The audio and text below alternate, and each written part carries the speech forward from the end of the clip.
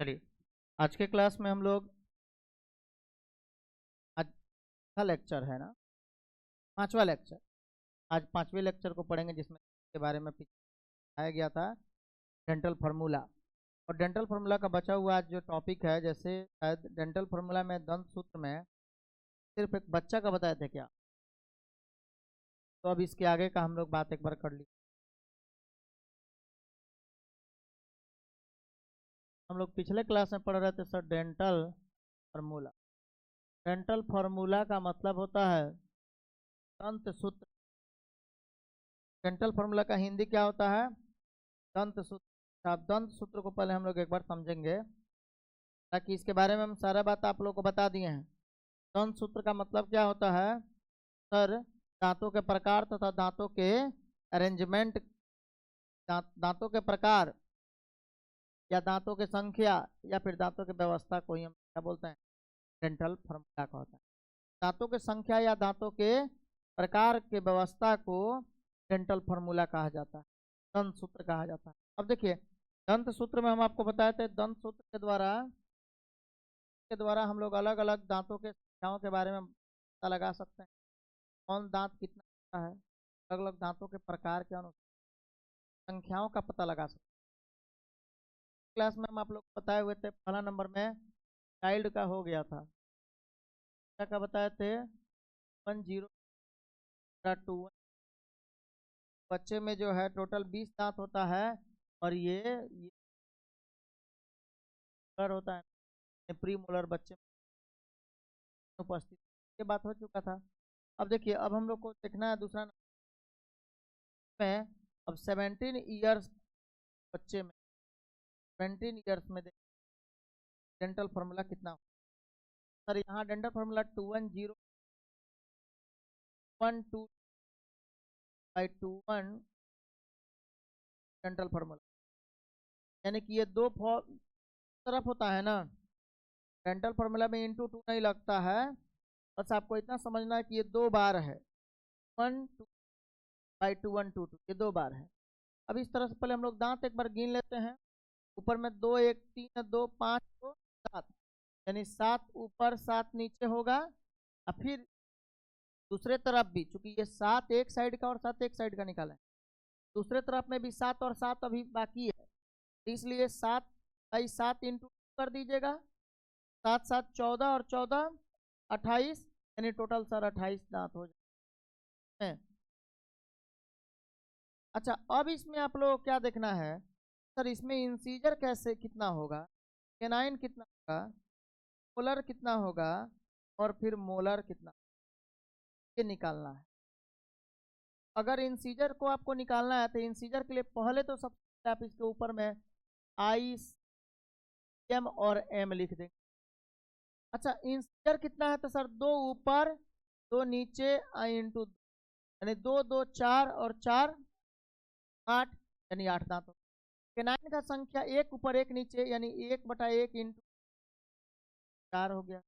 अच्छा, ये फिर मोलर की संख्या 2/2 इंटू 2, 2 दूना 4, 4 दूना 8, यानी 8 दांत हो जाए। और फिर उसके बाद ये मोलर की बात करें तो वैसे ही जाएगा।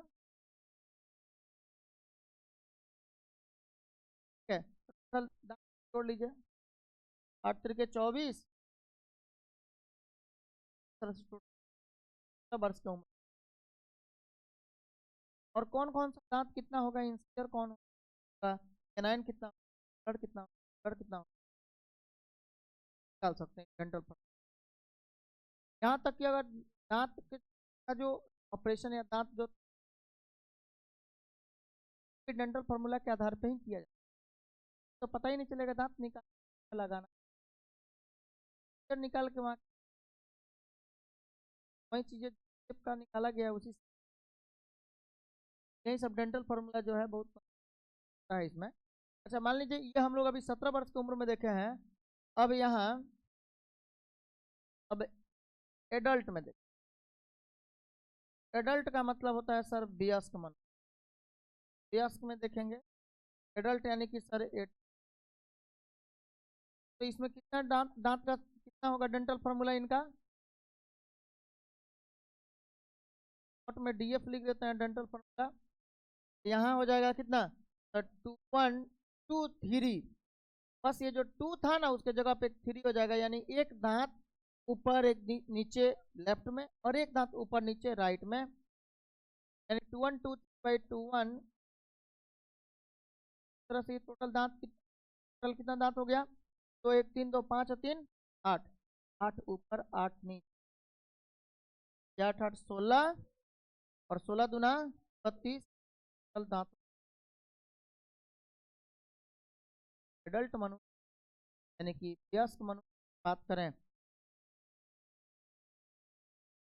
अच्छा यहाँ भी वैसे आप निकाल सकते हैं कैनाइन, मोलर और मोलर, लेकिन क्या आप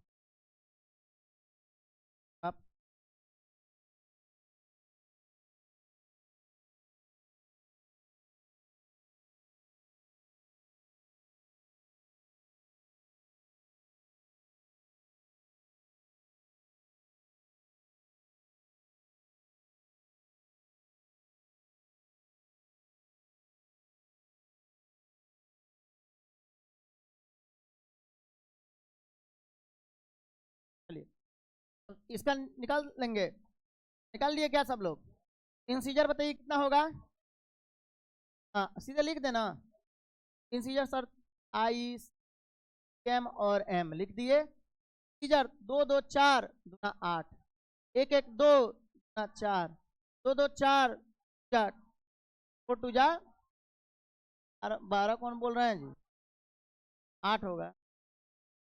अच्छा 3 3 6, अच्छा इसका बोले हैं 3 6 और दूना 12 8 20 4 24 और 8 32, इस तरह से टोटल आपका दांत हो गया 32। तो वयस्क में 32 दांत होता है, लिख लिए क्या इसको, जाएगा। लास्ट मोलर जो होता है वही इसमें निकला होता है, कि पहले भी आपको याद है इसमें 8 गो था, यहाँ 4 गो ना दांत इसमें जुड़ा है, यानी लास्ट मोलर। अब हम लोग अब इसमें डेंटल फार्मूला का हो गया कंप्लीट। अब ये स्टार्ट करेंगे फेरिंग्स, अगला टॉपिक अपना फेरिंग, ठीक है। हेडिंग डालिए फेरिंग।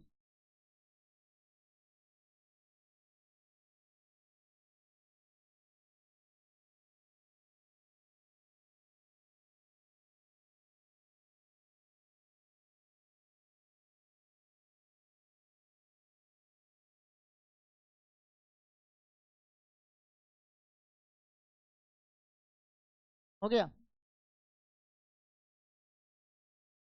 अब इसमें सबसे पहले सर फेरिंग्स क्या है, तो फेरिंग्स में हम आप लोग को पढ़ाए हैं। फेरिंग्स क्या होता है, pharynx is the common passage for food and air.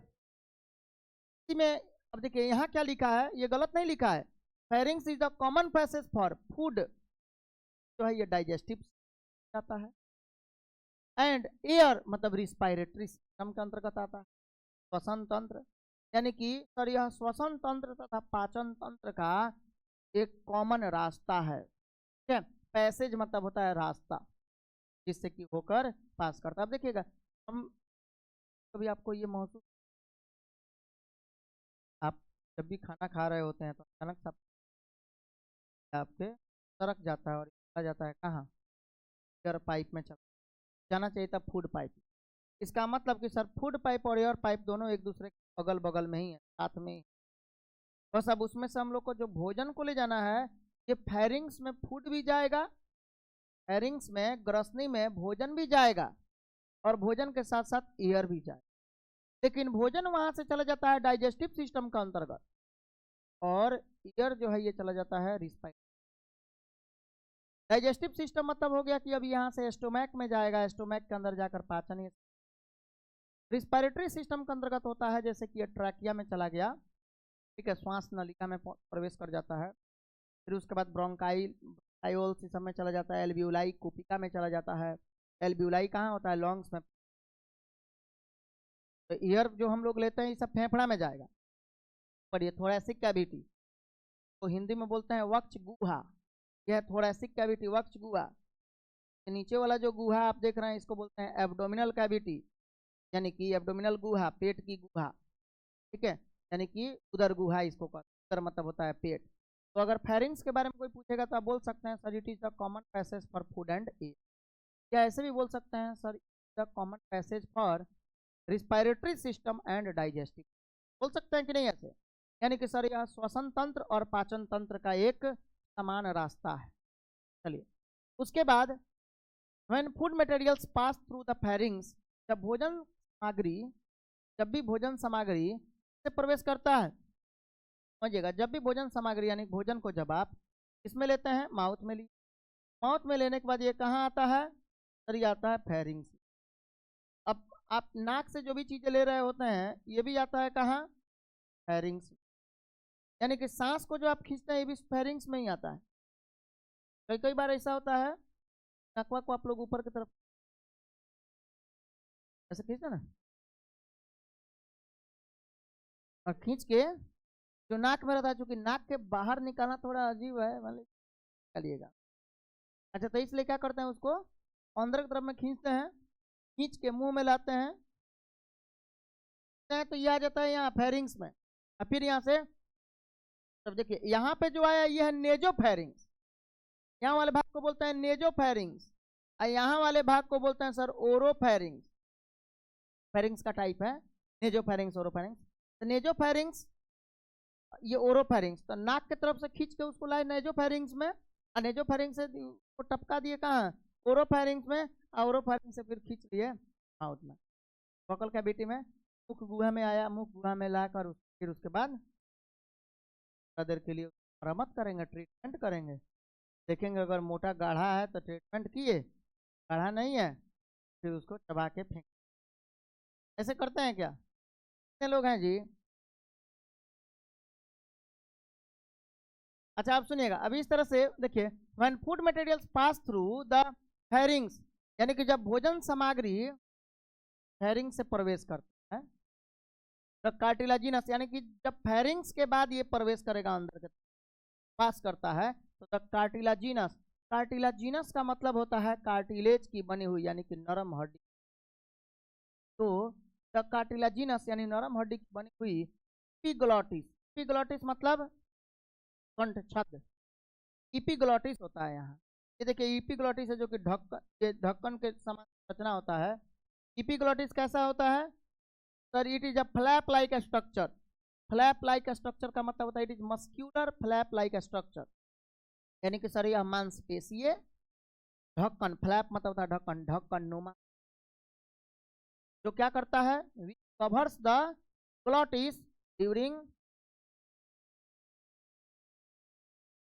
यानी भोजन के निगलने के समय, भोजन के निगलने के समय क्या करता है, इपिग्लोटिस एक ढक्कनुमा संरचना होता है जो ग्लॉटिस को यानी कंठ ढक लेता है, कंठ छद, कंठ छद जो है ये कंठ को ढक लेता है ताकि जिस पर सांस न निकले, ठीक है, यानी इपिग्लोटिस का काम क्या है, it prevents from in the, यानी कि यह भोजन को ग्लॉटिस में प्रवेश होने से, अच्छा क्लोजेस, देखिए यहाँ लिखा हुआ है द कार्टिलाजिनस, कार्टिलाजिनस का मतलब होता है कार्टिलेज की बनी हुई, यानी नरम हड्डी की बनी हुई, ग्लॉटिस होता है क्लोज करता है, ढकता है किसको, अब ग्लॉटिस क्या है तो ओपनिंग ऑफ लैरिंग्स, लैरिंग्स क्या है श्वास, यहाँ जो है ये लैरिंग्स श्वास नली, यानी श्वास नलिका को, यानी कि लैरिंग्स जो ओपनिंग है यानी कि श्वास नलिका जहाँ खुल रहा है, ढकने का जो काम होता है, श्वास जहाँ खुल रहा है उसको ढक, एंड प्रिवेंट्स द, और प्रिवेंट यानी बचाता है entry of food in the pipe, sorry year pipe, और ये क्या करता है ईयर पाइप में, यानी कि श्वास नलिका में, ट्रैकिया में भोजन के प्रवेश को रोक देता है, कौन, इपिग्लोटिस, कैसे रोकता है तो सर भोजन के निगलते समय श्वास नलिका इपिग्लोटिस के द्वारा ढक दिया जाता है, जिसके कारण अब हमारा भोजन हैरिंग्स से होते हुए ये लैरिंग्स के तरफ न जाए, मतलब ईयर पाइप के तरफ न जाकर कहाँ जाता है, तो ये फेगस में प्रवेश होता है, बात याद रखिएगा। यहाँ बस इतना ही बात आपको याद रखना है ना, एपिग्लॉटिस का काम क्या है सर? श्वास नलिका में भोजन के प्रवेश को रोकना एपिग्लॉटिस का। इस पे कुछ नीट का क्वेश्चन है जिसको देखेंगे भी, पहले आप लोग इसको नोट करिए फिर हम हिंदी।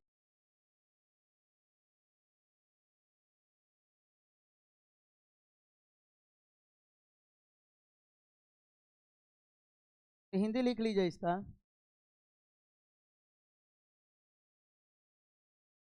हिंदी लिखिए, ग्रसनी लिख लीजिए, इसको ग्रसनी बोलते हैं। ये वाला बुक में ये चैप्टर नहीं दिया हुआ है, नहीं है। ग्रसनी लिखेंगे एरो देकर। यह यह पाचन तंत्र तथा श्वसन तंत्र के लिए, यह पाचन तंत्र तथा श्वसन तंत्र का एक समान रास्ता है। यह पाचन तंत्र तथा श्वसन तंत्र का यह पाचन तंत्र तथा श्वसन तंत्र का एक समान यह पाचन तंत्र तथा श्वसन तंत्र का एक समान रास्ता है। क्या?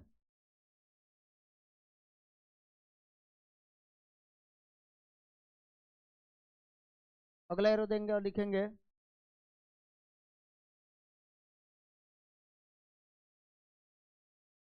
कि जब भोजन सामग्री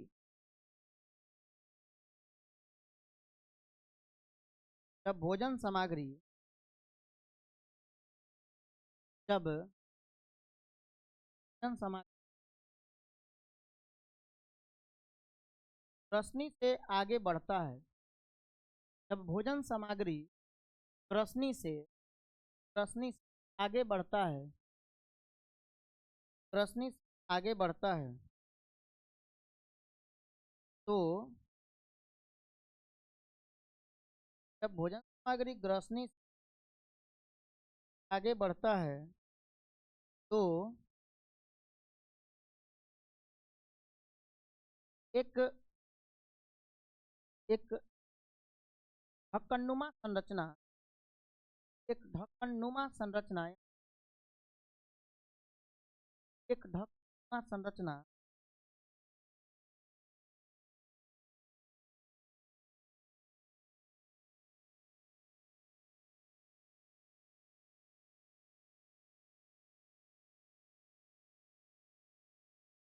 क्लोटिस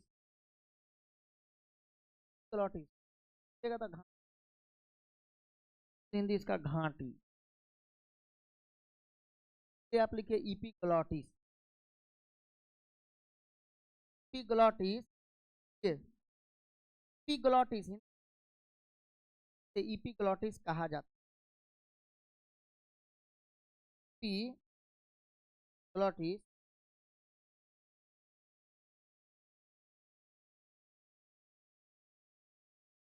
हो गया, कहा जाता है। क्या लिखे हैं? जब भोजन सामग्री ग्रसनी से आगे बढ़ता है, ढक्कननुमा के द्वारा द्वारा ढका होता है, द्वारा ढका होता है भोजन, जिससे भोजन श्वास नली में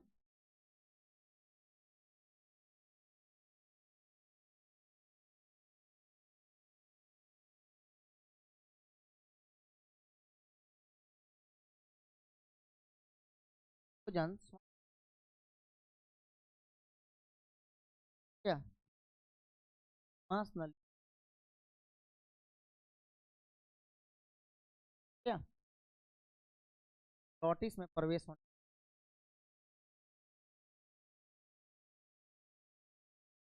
बता दिया जाए आया। यानी कि सर जब भोजन सामग्री हैरिंग से यानी ग्रसनी जब आगे प्रवेश करता है यानी आगे बढ़ता है तो यह एक ढक्कननुमा संरचना यानी उपास्थि ग्लॉटिस को उपास्थि उपास्थि के समान होता है। ये बोल दिया जो ढक्कन ग्लॉटिस कहते हैं, के द्वारा ढका होता है, जिससे भोजन बच जाता है। क्लियर, समझ में आया? आगे बढ़े, नेक्स्ट पॉइंट।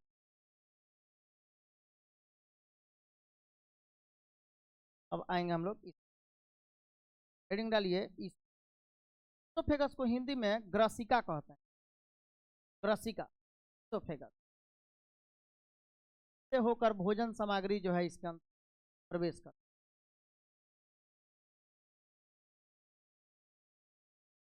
अब देखिए, अब इसके बारे में जरा एक बार सुनिएगा। सर ये क्या है, एपिग्लॉटिस क्या है? तो एक मस्क्यूलर ट्यूब है सर। मस्क्यूलर ट्यूब का मतलब होता है मांसपेशियों का बना हुआ, मांसपेशियों का बना हुआ एक नलिका होता है जिसका लेंथ लगभग 30 सेंटीमीटर, लंबाई लगभग 30 सेंटीमीटर की होती है। और इसका काम होता है कि सर भोजन को ले जाने का, कहाँ तक? एस्टोमैक तक पहुंचाने का काम होता है। यानी कि भोजन को ये ले जाता है कहाँ? एस्टोमैक में।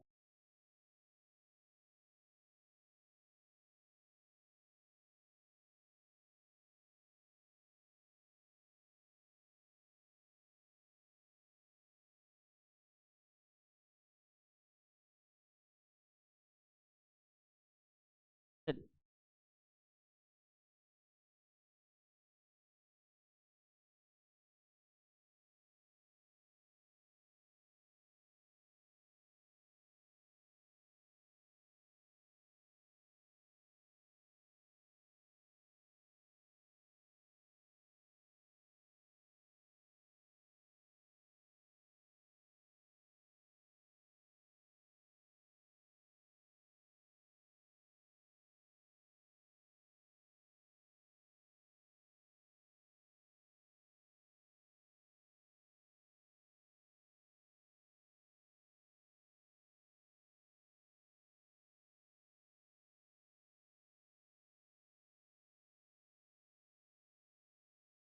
हो गया।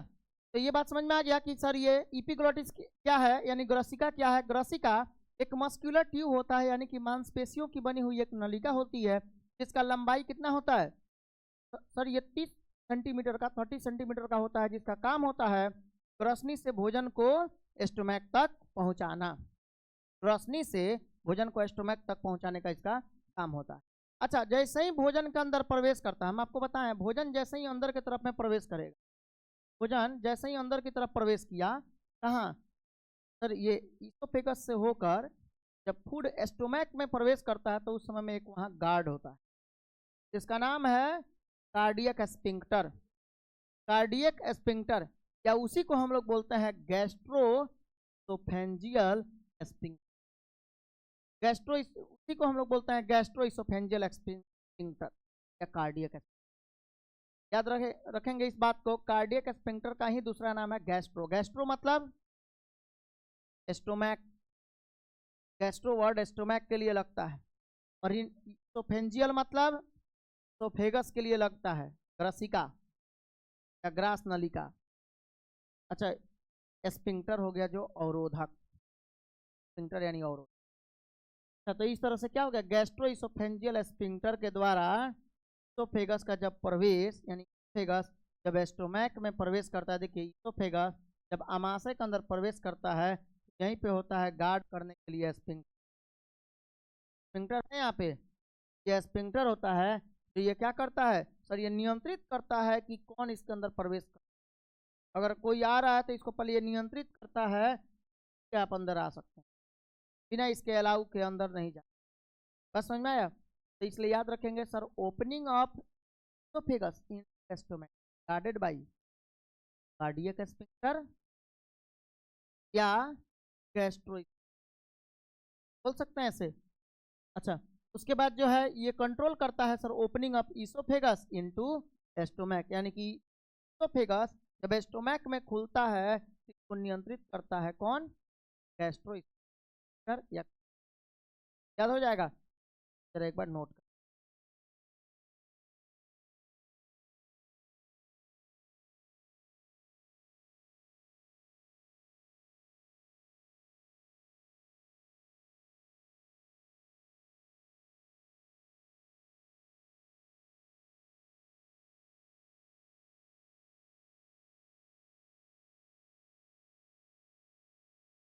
ये लिखेंगे ये यह यह एक पेशीय नलिका होता है। यह एक पेशीय यह एक पेशीय नलिका होता है। ब्रैकेट में लिख लेंगे लगभग 30 सेंटीमीटर। यह एक पेशीय नलिका होता है, ब्रैकेट में लगभग सेंटीमीटर। यह एक पेशीय का होता है, ब्रैकेट में 30। जो तो भोजन को जो भोजन को अमाशय तक पहुंचाने का काम, या जो भोजन को अमाशय तक जो भोजन को अमाशय तक पहुंचाता है,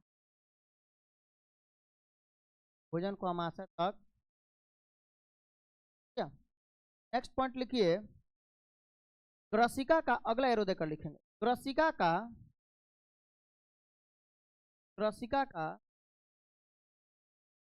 अमाशय में खुलना, ग्रसिका का अमाशय में खुलना एक पेशीय, ग्रसिका का अमाशय में खुलना एक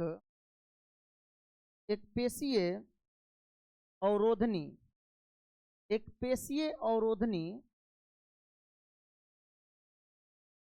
एक पेशीय अवरोधनी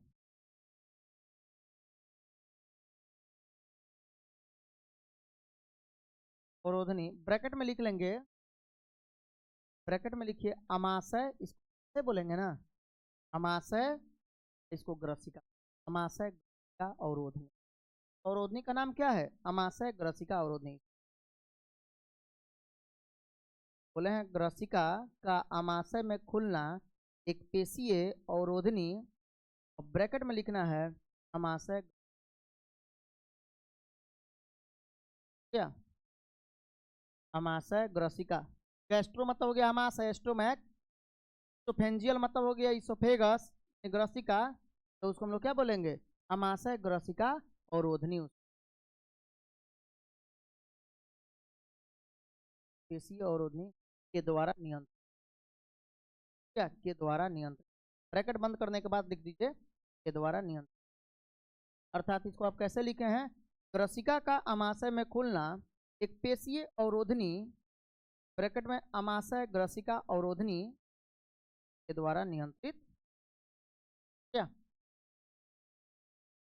अच्छा, इसका लेंगे डायमीटर, व्यास जो है, व्यास, ये नॉर्मल व्यास की अगर हम लोग बात करें तो ये 1 से 1.5, 1 से 1.5 सेंटीमीटर, 1 से 1.5 सेंटीमीटर होता है। लेकिन एक्सपेंड जब हो जाता है, लेकिन भोजन को निगलने के समय में एक्सपेंड हो जाता है, फैलता है। तो जब ये फैलता है, यानी कि जब फैलाव इसका होता है, तो उस समय में ये कितना हो जाता है? और ये 2 से और 3, 2 से 3 सेंटीमीटर गुना हो जाता है, डबल हो जाता है। नॉर्मल इसका जो डायमीटर है, व्यास है, वो लगभग 1 से 1.5 सेंटीमीटर का होता है। और जब ये एक्सपेंड होता है, यानी कि जब हम भोजन को इसमें निगलते हैं, तो भोजन को निगलने के बाद क्या होता है? ये फूलेगा। भोजन ये निगलते हैं तो ये फूलता है। चूंकि देखिए इसके अंदर 1 से 1.5 सेंटीमीटर का जगह। अब आप लोग इतना ज़्यादा से ज़्यादा मत खाइए कि अंदर जाए ही नहीं। ऐसे भी नहीं पानी पी पी के अंदर ले रहे हैं, ऐसे भी नहीं खाना चाहिए। खाना जब भी आप खा रहे हैं तो लोग बोलते हैं ना, खाना प्रेम से खाना चाहिए, मतलब कि खाना को खूब चबाएं और चबा कर उसको बोलस बनाएं। बोलस कैसे बनता है? तो सर बोलस बनता है सलाइबा प्लस फूड। फूड जब, देखिए बोलस कैसे बनता है सर? बोलस बनता है सलाइबा, सलाइबा यानी लार प्लस यानी भोजन। यानी याद रखिएगा, जब भोजन लार के साथ मिलता है तब जाकर ये बोलस बनता है। ये सब बोलस है। बोलस को हिंदी में बोलते हैं हम लोग कौर। कई लोग बोलता है एक कौर खा लो, एक कौर, तो कौर उसको कहते हैं, बोलस हो गया कौर। यानी मतलब समझिए कि एक बार जो आप भोजन को मुंह में लिए तो उसको खूब चबाइए, इतना चबाइए कि उसके साथ पूरा सलाइबा जो है मिक्स हो जाए। अब भोजन को चबा कर खाना इससे भी जरूरी है क्योंकि भोजन में अगर मान लीजिए कि इस तरह का बैक्टीरिया है सलाइबा के कांटेक्ट में आकर वो मर भी जाएगा। लाइसोजाइम होता है सलाइबा में, तो लाइसोजाइम नामक एंजाइम के कारण कि अगर बैक्टीरिया होगा तो ये माउथ में ही मर जाएगा। तो इसलिए भोजन को इतना चबाना चाहिए ताकि उसके साथ क्या हो, सलाइबा पूरा मिक्स हो जाए। जब सलाइबा मिक्स हो जाएगा तब वो भोजन नरम हो गया, वो आसानी कर पाइप है भाई, मसल्स का बना हुआ है, कोई ऐसा नहीं है कि खून का बना हुआ नहीं है या फिर कोई आयरन का बना हुआ पाइप नहीं है, लोहा का पाइप नहीं है ये जो कि एकदम से पूरा ताने जा रहे हैं वो किसी तरह से चल जाएगा। तो ये जो है आपका मस्क्यूलर है, मांसपेशीय है, ज़्यादा इसको परेशान करिएगा तो ये आपको परेशान कर देगा। तो आराम आराम से चबा चबा चलना चाहिए जिससे कि आपका भोजन इतना चबाएं कि उसके साथ में साइबा का मिक्स, साइबा जब मिक्स होगा फूड के साथ तो बन जाएगा बोलस, बस आपका ठीक है। इसी तरह बहुत लोग होता है जो खाता है अभी खा ही रहा, इतना जल्दी जल्दी में खाता है कि अटक गया उसका, जा ना अंदर जा रहा है ना बाहर आ रहा है, तो वैसा ही लेके घूमते रहिए। हाँ अब ये बात समझ में आ गया। का व्यास जो होता है 1 से 1.5 सेंटीमीटर का होता है, लेकिन जब ये फूलता है यानी फैलता है, एक्सपेंड होता है भोजन लेने वक्त, तो उस समय में ये 2 से 3 सेंटीमीटर बता दिया जाए। पर oesophageal sphincter, gastro oesophageal sphincter, gastro phageal sphincter. चलिए हो गया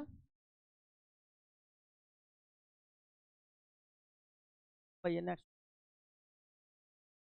तो फेगस के बाद हम लोग आते हैं अब कहाँ, सर स्टोमैक में। अब अमाशय के अंदर प्रवेश करते हैं। अमाशय के कितने भाग होते हैं सर, 4 भाग होते हैं।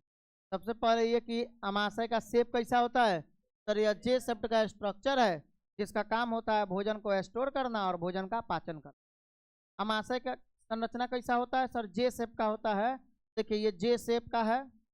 अच्छा उसके बाद ये भोजन को क्या करता है सर, इसमें भोजन को ये स्टोर करता है। अब भोजन को स्टोर करने के बाद ये भोजन को क्या करेगा, पचाने का भी काम करेगा, यानी कि storage of food and digestion of food. जब हम भोजन को निकलते हैं तो हमारा भोजन 3 से 4 घंटों तक या लगभग 4-5 घंटे तक इसमें स्टोर रहता है।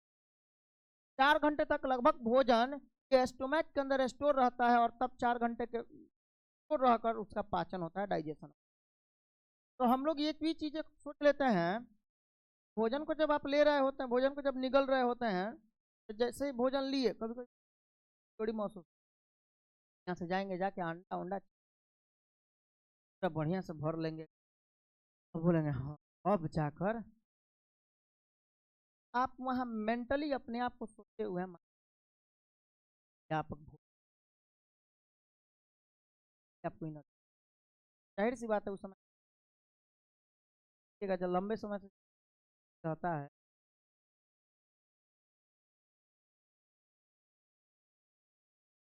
नींद आता है, क्योंकि उसके शरीर में ऐसे ही है, पहले तो उसके शरीर में भोजन का कमी था, भोजन नहीं लिया था। अब भोजन नहीं लिया था तो अपने आप को कमजोर कमजोर महसूस कर रहा था। अब भोजन इतना ना दबा के ले लिया कि अब भोजन को फिर पाचन के लिए भी तो एनर्जी चाहिए। अब जब तक भोजन का पाचन नहीं होगा तब तक आपको फिर से एनर्जी ऊर्जा कहाँ से मिलेगा, जब तक अवशोषण नहीं होगा तब तक। पाचन होता है तब अवशोषण होता है तब ऊर्जा प्राप्त होती है। इस प्रक्रिया में थोड़ा समय लगेगा और आप सोच लीजिए कि तुरंत खाया तुरंत एनर्जी मिल गया है, गलत चीज है। तो आप सोचें हैं इसीलिए वैसा आपको महसूस, आप जैसे सोचें खाना नहीं भी खाएं सोचें कि खाए हुए हैं। बहुत लोग होता है जो भूल गया रहता है खाना, तो लगता है खाए हैं, नहीं खाए बावजूद भी नहीं लगता है, कोई दिक्कत नहीं है। बहुत लोग ऐसा लग रहा है अभी तक हम खाना नहीं खाए हैं, तुरंत भूख लग जाता है। सारा का सारा खेल जो है अपने ब्रेन का है। समझ में आ रहा है ब्रेन आपका किस, देखिए इसके पार्ट के बारे में, ये 3 पार्ट यहाँ जो लिखा हुआ है, 3 पार्ट नहीं होता बाबू, 4 पार्ट होता है। इसको 4 बना लेंगे, पर दिखा देते हैं। जैसे कि अपर पार्ट जो होता है फंडस होता है, उसके बाद फंडस कार्डियक सुधार करेंगे।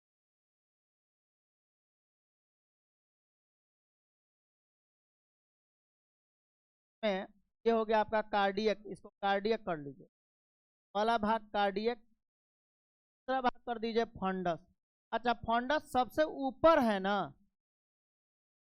यहाँ तो ईसोफेगस जिसमें खुल रहा है उस भाग को हम लोग बोलते हैं कार्डियक, लेकिन सबसे ऊपर का जो भाग होता है ईसोफेगस के ऊपर का भाग, ये तो फंडस है ना होता है, इसलिए लिखा हुआ है एंटेरियर पार्ट जो होता है यानी ऊपरी भाग जो होता है ये फंड। अच्छा उसके बाद मिडिल में जो होगा ये क्या हो गया, कार्डियक हो गया, और लोअर में ये पाइलोरिक बोल रहा है, लेकिन जहाँ से ओपनिंग होती है ये कार्डियक है, हम अलग तरीके से लिखवा दे रहे हैं आप लोग। अच्छा यहाँ ये कार्डियक हो गया, ये फंडस हो गया, सेंट्रल पार्ट जो होता है इसका ये बॉडी, सेंट्रल पार्ट जो है, और सबसे अंतिम भाग जो होता है लास्ट पार्ट जो होता है लोअर पार्ट जो होता है। अच्छा पाइलोरिक के पास एक स्पिंक्टर लगा हुआ है, दिख रहे हैं यहाँ पे स्पिंक्टर होगा ये, जो दोनों तरफ से ऐसे दबा हुआ है ऐसे। अच्छा यहाँ से जब भी अगर भोजन का प्रवेश, यानी कि जब ये ईसोफेगस सॉरी ये स्टोमैक जब ड्यूडेनम में खुलेगा, ये जब ये स्टोमैक जब ड्यूडेनम में खुलेगा तब ये नियंत्रित किसके द्वारा होगा, पाइलोरिक स्पिंक्टर के द्वारा होगा। अच्छा यहाँ से जब ईसोफेगस स्टोमैक के अंदर प्रवेश करेगा तो यहाँ फिर एक स्पिंक्टर लगा हुआ होता है, जिसको हम लोग बोलते हैं कार्डियक स्पिंक्टर या गैस्ट्रोइसोफेंजियल स्पिंक्टर का होता है, पता है ना आप लोग को। तो ईसोफेगस का जब ओपनिंग स्टोमैक में होगा तो इसको नियंत्रित करता है गैस्ट्रोइसोफेंजियल स्पिंक्टर, और जब स्टोमैक का प्रवेश किसमें हो, ये ड्यूडेनम में हो, तो इसको नियंत्रित किसके द्वारा किया जाता है, पाइलोरिक स्पिंक्टर। ठीक है लिखा हुआ है pyloric stomach leads to a small intestine by an opening pylorus, pylorus होता है वो ओपनिंग, पाइलोरिक आप लोग पढ़ चुके हैं, यूएस को हटाकर आप है ना जी। अच्छा ये पाइलोरस हो गया, गार्डेड बाय द पाइलोरिक, यानी कि यहाँ वाला भाग जो होता है रस बोलते हैं, यहाँ वाले भाग को कार्डिया या कार्डियक बोलते हैं, समझ में आया, यस। अच्छा तो इस तरह से ये याद रखेंगे, ऊपर में कार्डियक स्पिंक्टर, अब हम लोग क्या लिखेंगे, there are 4 types of 4 parts of stomach, आप यहाँ ये सब स्ट्रक्चर एंड डाइजेशन, ये 3 पार्ट को क्या कर देंगे, पार्ट नंबर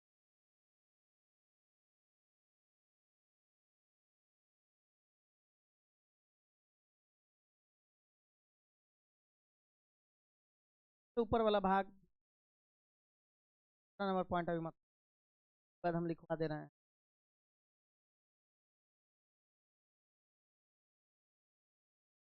चार किया है एनसी, चार करने के बाद फिर को हटा दिया है, ठीक है।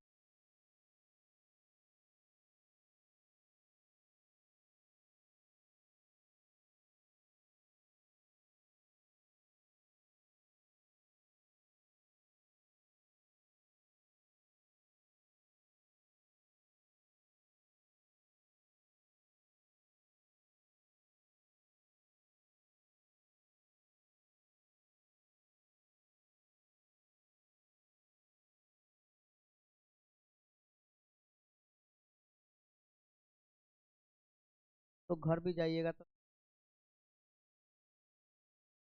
वाला शाम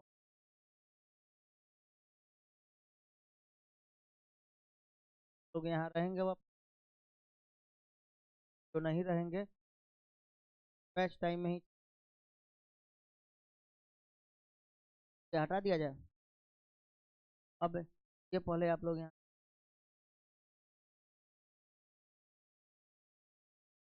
हिंदी लिख लीजिए, पहले हिंदी इसका लिख लीजिए, देखिए समास में लिखेंगे, यह जे आकार का संरचना होता है, यह जे आकार का संरचना होता है, जे आकार का संरचना है जो भोजन को एकत्रित, भोजन का एकत्रण तथा जो भोजन एकत्रित करता है तथा पाचन करता है।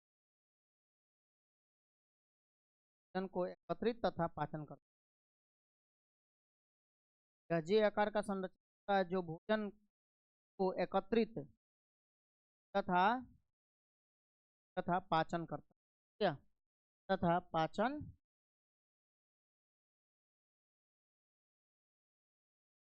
अब अगला एरो देकर लिखिएगा, there are 4 parts of stomach, कि अमाशय के 4 भाग होते हैं। अमाशय के 4 भाग होते हैं। क्या अमाशय के कितने भाग होते हैं? सर अमाशय के 4 भाग होते हैं। कौन कौन 4 भाग होते हैं? सर पहला नंबर, पहले कार्डियक लिख लेंगे। कार्डियक जहां से एसोफेगस प्रवेश कर। अच्छा, के बाद जो है लिख लेंगे फंडस या फंडिक। तीसरे नंबर में लिख लेंगे क्या? बॉडी, जो सेंट्रल भाग है। और चौथे नंबर में क्या लिख लेंगे? पाइलोरिक। कार्डियक, फंडस, बॉडी और पाइलोरिक।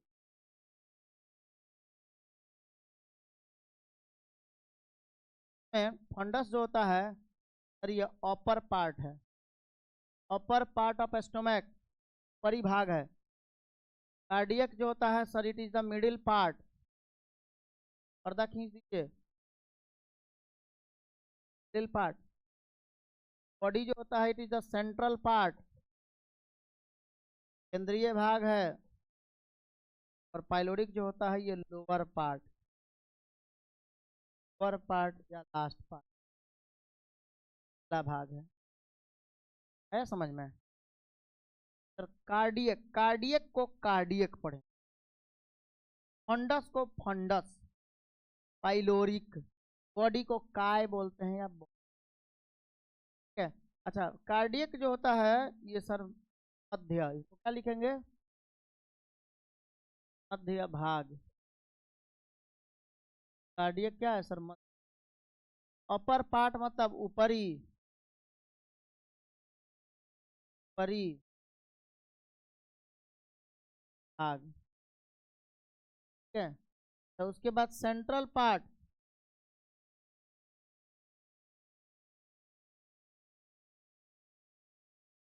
केंद्रीय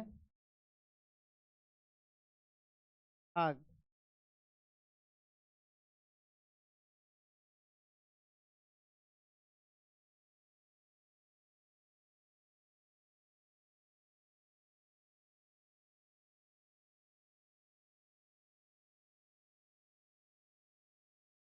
हो जाएगा 4 part.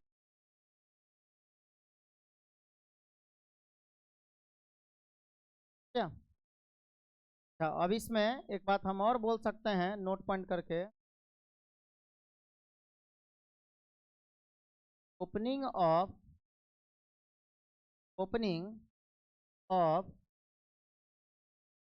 Stomach to the duodenum, opening of stomach into the duodenum, opening of stomach into the duodenum, duodenum मतलब intestine guarded by या control by hold by pyloric sphincter, pyloric अवरोधनी, मतलब अवरोधनी। तो opening of stomach in the duodenum, duodenum में अमाशय का खुलना pyloric sphincter के द्वारा, ठीक है। इसमें को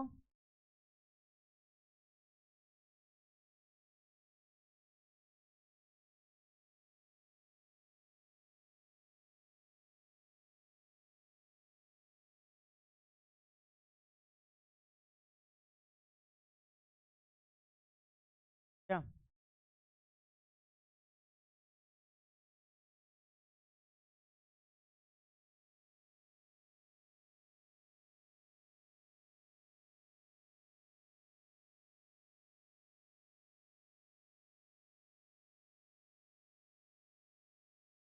लिख लिए? आगे बढ़ा जाए, लिख लेंगे इसका। लिखेंगे अमाशय का ड्यूडेनम में खुल अमाशय का ड्यूडेनम में खुल का ड्यूडेनम नम में खुलना। ड्यूडेनम लिखिए, घर पे पढ़ते उड़ते नहीं, घर पे कभी।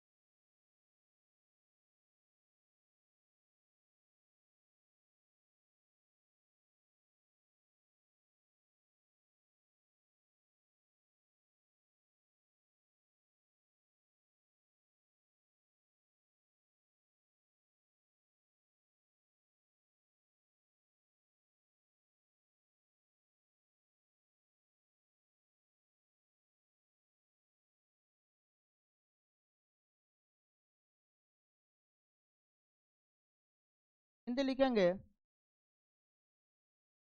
अमाशय का ड्यूडेनम। ड्यूडेनम हिंदी लिख लीजिए, ड्यूडेनम। अच्छा है, ड्यूडेनम इंग्लिश में लिख लीजिए, DUODENUM। अमाशय का ड्यूडेनम में खुलना, अमाशय का ड्यूडेनम में खुलना पाइलोरिक अवरोधनी के द्वारा नियंत्रित हो। अमाशय का ड्यूडेनम में खुलना पाइलोरिक अवरोधनी के द्वारा नियंत्रित हो।